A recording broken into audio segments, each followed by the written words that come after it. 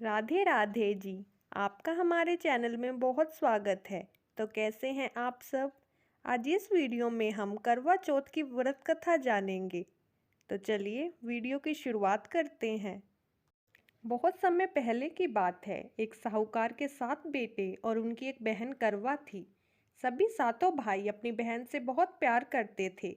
यहाँ तक कि वे पहले उसे खाना खिलाते और बाद में स्वयं खाते थे। एक बार उनकी बहन ससुराल से मायके आई हुई थी। शाम को भाई जब अपना व्यापार व्यवसाय बंद कर घर आए तो देखा उनकी बहन बहुत व्याकुल थी। सभी भाई खाना खाने बैठे और अपनी बहन से भी खाने का आग्रह करने लगी।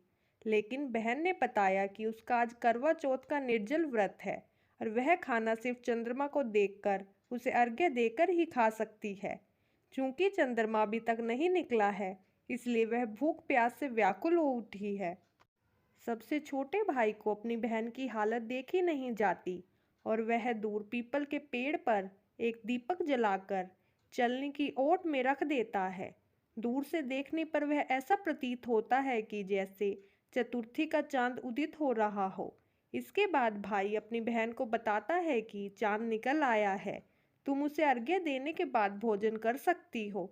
बहन खुशी के मारे सीढ़ियों पर चढ़कर चांद को देखती है, उसे अर्घ्य देकर खाना खाने बैठ जाती है। वह पहला टुकड़ा मुंह में डालती है तो उसे छींक आ जाती है।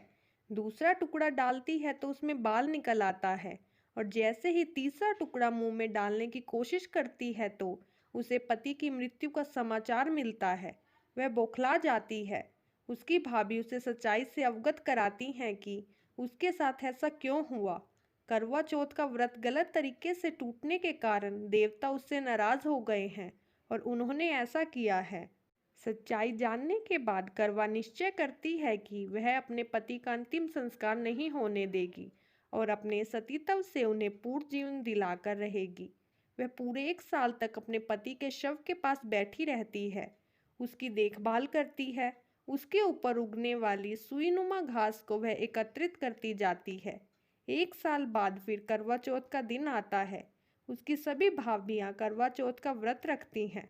जब भाभियां उससे आशीर्वाद लेने आती हैं तो वह प्रत्येक भाभी से यम सुई ले लो, पिया सुई दे दो, मुझे भी अपनी जैसी सुहागिन बना दो, ऐसा आग्रह करती हैं। लेकिन हर बार भाभी उसे अगली भाभी से आग्रह करने का कह चली जाती हैं। इस प्रकार जब छठे नंबर की भाभी आती है तो करवा उससे भी यही बात दोहराती है। यह भाभी उसे बताती हैं कि चूंकि सबसे छोटे भाई की वजह से उसका व्रत टूटा था, अतः उसकी पत्नी में ही शक्ति है, वह तुम्हारे पति को दोबारा जीवित कर सकती है। इसलिए जब वह आए तो तुम उसे पकड़ लेना और जब तक वह तुम्हारे पति को जिंदा न कर दे उसे नहीं छोड़ना। ऐसा कहकर वह चली जाती हैं। सबसे अंत में छोटी भाभी आती है। करवा उनसे भी सुहागिन बनने का आग्रह करती हैं, लेकिन वह टाल मटोली करने लगती हैं। इसे देखकर वह उन्हें जोर से पकड़ लेती है और अपने सुहाग को जिंदा करने के लिए कहती हैं। भाभी उससे छुड़ाने के लिए नोचती हैं, खसोटती हैं, लेकिन करवा नहीं छोड़ती है। अंत में उसकी तपस्या को देख भाभी पसीज जाती है और अपनी छोटी उंगली को चीरकर उसमें से अमृत उसके पति के मुंह में डाल देती हैं। करवा का पति तुरंत श्री गणेश कहता हुआ उठ बैठता है। इस प्रकार प्रभु कृपा से उसकी छोटी भाभी के माध्यम से करवा को अपना सुहाग वापस मिल जाता है। हम आशा करते हैं कि हमारी यह वीडियो आपके लिए मददगार होगी। तो कृपया हमारे चैनल को सब्सक्राइब करें और उसके बगल में बनी घंटी को ज़रूर दबाएं। और अगर आपको हमारी वीडियो में कोई कमी महसूस होती है तो हमें कमेंट्स में लिखकर ज़रूर बताएं। धन्यवाद।